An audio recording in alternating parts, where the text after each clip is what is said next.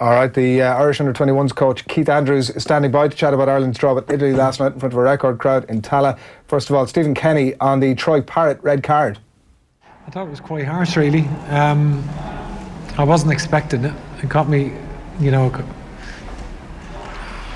didn't get a great view of it, but he didn't seem to do a lot, really. He was just trying to take the free kick quickly and just trying to get on the ball and Troy's an attacking player, like he's not. His attitude is always exemplary, really. He carries himself brilliantly, and I'm not sure. I'd imagine I don't know if he's ever been sent off. So I think it's quite unfortunate, really. I think, and the double blow really is that it rules him out of our game in Iceland on Tuesday, which is a big blow, really. And I thought when they sent Moise Keane off, I thought we were in the ascendancy then. We were going to play 11v10, and I felt that would be a great opportunity for us. And then I didn't see that coming, that Troy was going to get sent off as well, I must admit. So it ended 10 each, and there's nothing you can do. Keith Andrews, it wasn't even the most controversial card of the night. Morning, gents. How are we? Morning, Keith. What happened to you? What do you mean, what happened? Well, you couldn't see it on the TV, right? You could just see the flashing of the yellow card, and you could see you giving the referee a pretty sarcastic thumbs up, let's face it. But I've been speaking to sources who may or may not be sitting alongside me in the studio, who've been giving me a bit of an insight into what actually happened last night. Keith, just good to see that you love it. Look, we're just very protective of our players, lads, that's all. I just didn't think it was your wife warranted. It was your wife sitting in front of me, her face going, oh my God, he's not even playing and he's on the edge of it. Claire Bear was in good form. It was I was just frustrating because it's the play acting. Stephen was at the game, obviously he would have seen some of the play acting, something we warned the players about. But look, we've been in that situation ourselves, myself and Stephen, and as much as your manager, your coach, whoever tells you about the play acting, it can become very, very frustrating. And then when you add in, I thought the referee at times maybe just lost control of it and was a little bit trigger happy with his yellow cards. So it was just disappointing to see Troy go off for such a, I don't know, it just wasn't. What was it? What was he? Me when we watch it back. What was it for? It was just it's not even a shove. He puts his two hands up to kind of stop Keane. Keane was highly strung because there was a little bit of contact with Leo O'Connor. It was a foul. The referee had given it. Then there's a coming together because anytime he was getting it, we wanted to get bodies around him because he's a very talented player. And then he always reacts. He's got that spark, that fuse in him. He did, and Troy was in close proximity, walked towards him, and then because Troy's arms were up, even though Keane was instigating the contact by walking towards him, the referee deemed that to be a yellow card, a second yellow card, which was a big blow for us. Yeah. I thought there was loads of learning points, loads of positives from last night. In terms of, have you analysed the game? Have you gone back through it already, or have you just kind of, from what you remember? Yeah, no, not yet. I think with the time we have in between the two games, we've a bit more time with this one to just go through it today properly rather than staying up ridiculously late. It was a real Stephen Kenny performance, I think, in terms of playing as well, Keith. I thought the two centre midfielders were excellent. They got around the place. The centre forwards, I think Stephen himself will be learning loads from this in terms of how to manage the front four, the strikers he has on offer, and then when it comes to it, when he gets a senior job, how to manage him then. Because if you look at Obafemi coming on as a sub, he's coming on in the Premier League and he can't get in your team, so managing that, I'm sure, is going to be difficult. It's testament to the group. If you go back to last month about Troy Parrott having scored the goal against Armenia, and then he doesn't start in Sweden because for whatever reasons we just didn't feel it was right, and those attacking options that you've alluded to. So last night, you're right, on paper I'm sure the Italians would have thought that we would have started Michael Obafemi, but it's testament to him and his attitude and the fact that everybody buys into the group, because it is all about the group. It's not just about the starting 11. And we appreciate it's very difficult for players coming away. And look, we've been there hunting when you're going away on these trips, and then if you don't get any minutes, we're not naive to that. We know players aren't going to be ecstatic about it. We try and be very honest with them and upfront about it, and that not everybody can play. We'll be as fair as we can to everybody. But I thought Michael's attitude last night was brilliant when he came on and caused a real threat. Sorry to go back slightly, will you appeal the red card? As far as I know, the initial kind of reaction last night from speaking to a few people was you can't appeal a yellow card, which kind of rings true to me. Right. I think it's a good learning curve. Which is unfortunate. Yeah, it'd be a good learning curve for Troy in terms of playing against a quality opposition that know how to wind players up. And just for me, he probably was just a bit naive in doing what he did, and probably the ref had enough and somebody had to go. So it was a bit unlucky on his part. Stephen and yourself will defend him, but again, it's a big game and a learning curve for a good player. I think it's a learning curve for all the teams. You're looking at that team last night, and for the average person out there, they obviously want to appreciate the level that they're playing at, and the way they approach the games, every step we've gone since we got together properly in March. There's just no fear in this group. There really isn't any fear. Like when you compare clubs our lads are playing to and the level they're playing at to the Italian players, like they had 3 players drop down from the senior squads just for this game because they paid us a lot of respect. They tweaked their formation. They played 3 strong in midfield, which is something traditionally we would do. We would have to err on the side of caution, be very pragmatic in our approach traditionally. But this group is very, very different. The way they approach games, the way they take information on board, they want to know everything about the opposition, and they take the games and they play with real balls. Yeah. I had a scout over with me for the game yesterday, and he speaks Italian, so all the Italian board are behind us. So obviously he's translating to us what they're saying, and they were really impressed with the Irish team in terms of their pressing, in terms of the organisation, and we really put them on the back foot. But then on the transition, we didn't give the ball away. A couple of times we gave it away just out of legs more so, but we were really good in possession, and it's nice to see. Well done. Yeah, and obviously you've had a good bit of time to spend with them, Keith. The shape that Stephen talks about was very evident last night. Everybody really seemed to understand their roles. It looked like a really accomplished performance, if I could use that word, that despite the many talents that you might have, no matter what country you are at that age grade, it can be quite difficult to get to. Yeah, look, what I would say is that they're all at a level at clubs in particular now in England, and I've said this before about the quality of coaching in the League of Ireland and what's gone on in the last few years. I do think it's improved. So these players are coming to us, understanding certain areas of the game that what we're after. And then time is precious. I've been fortunate that I've been involved with the underage teams, and obviously as a player, but I don't think you realise really as a player in terms of the preparation and what you need to do. But it's time that we have with them, particularly on the grass, especially for this game as well, because it came around so quick. Only had 3 sessions, so for them to be able to take it on board, and the squad's changed a lot since March, since we first met up, because of injuries, because of different scenarios of form. So it does constantly evolve. And then last night, obviously, we're without Aaron Connolly, who bounced onto the seniors, which is brilliant for him. We're without Darragh Lee, who was injured, and of course Johnny Afalobi picked up a little knock in training. So even from last month, you're down 3 key players from our performance against Sweden, but players come in and pick up the mantle. And one of those players that got the chance in a slightly different role maybe was Adam Ida.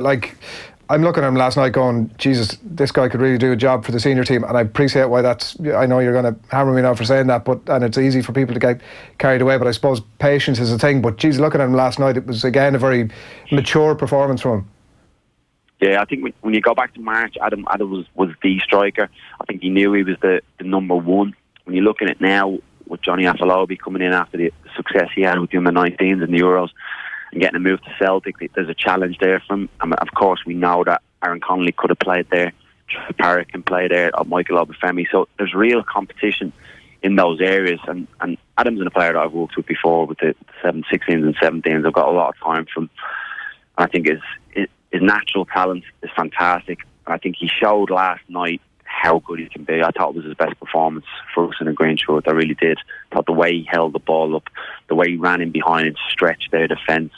And again, going back to the level of them, they sent a half the stone. He was playing for Inter Milan on Sunday against Juventus, against Ronaldo, against Higuain. So that's the level that he has to jump from being on the periphery of the first team at Norwich, which is brilliant for him, and he's progressing well. But that's the level that they have to jump to when they come and play for us against some of these countries. Just a quick one, Keith. How was the pitch? Because I know the ladies played there 2 nights before. I don't get that, if I'm honest with you. I don't think it should happen. I think the pitch should be saved for either for the ladies or for the men. Yeah, it was grand. Yeah, there was a bit of concern. Obviously, we've had a lot of rain, haven't we, in the last week, 2 weeks probably. But no, it was fine. There was talk we potentially might not train there the night before the game, and that was the talk 2 days ago in and around the time of the women's game. But no, it was fine. The ground staff done a great job on it.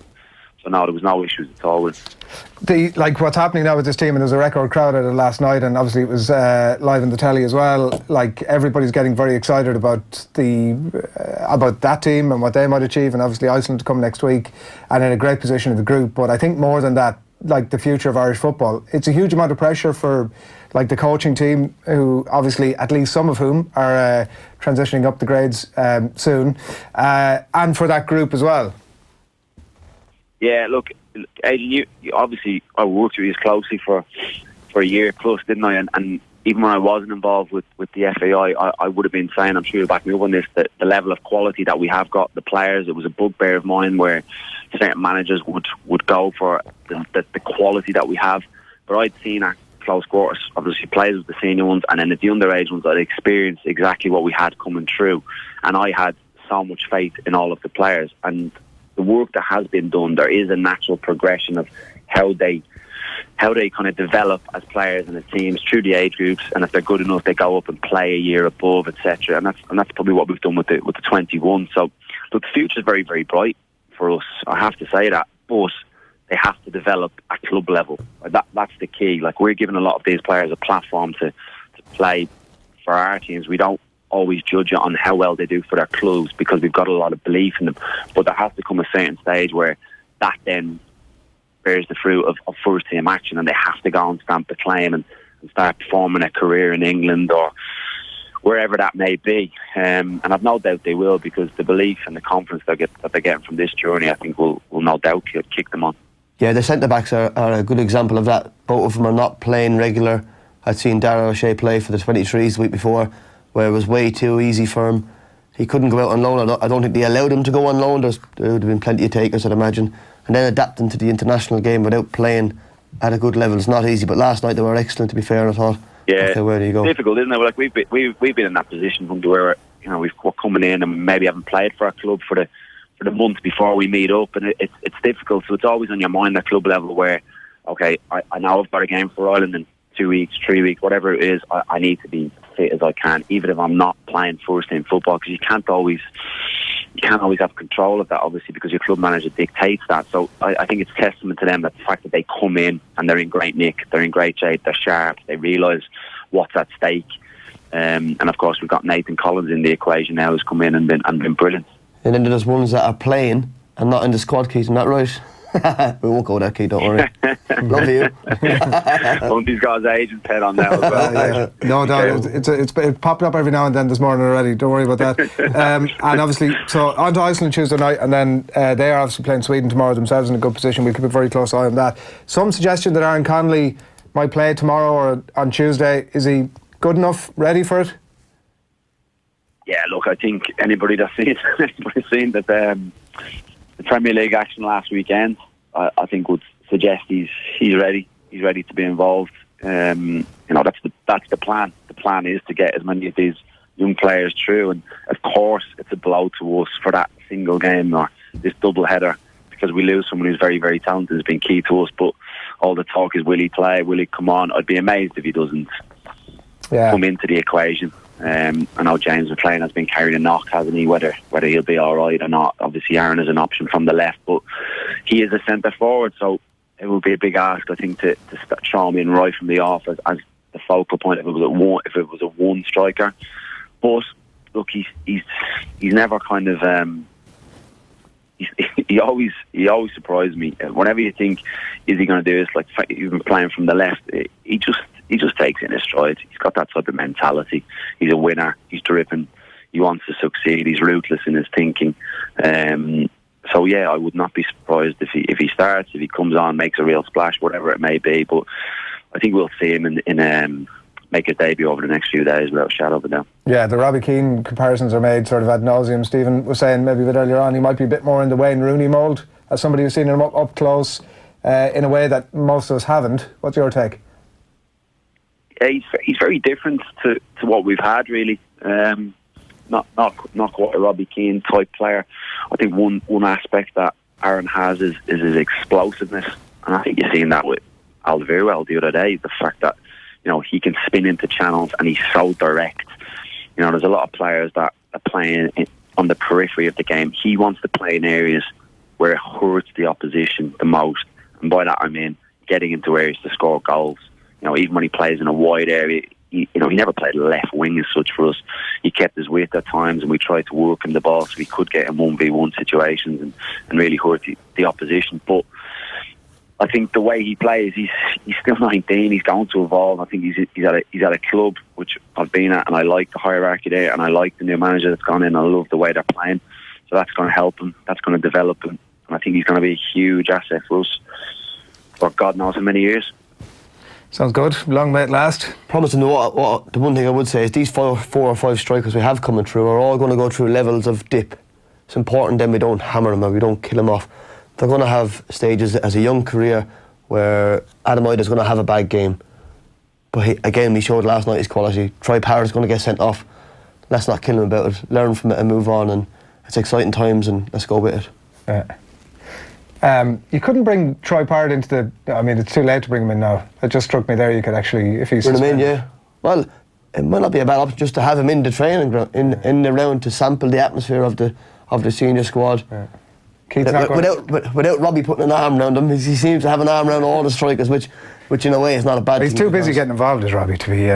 he's too busy getting involved in the training to be putting his arm around anybody. Keith's not going to give us any comment on any of this, so appreciate that. I do a lot of arms around players as well, so I can't talk. Yeah, but I mean, you're not getting involved in the training with good reason, Keith, so that's, that's harsh. I did a roll at centre half the other day, but it was a walkthrough. Enjoyed it last night, enjoyed our chat. Chat soon. Thanks, lads. Good to see you. Take care.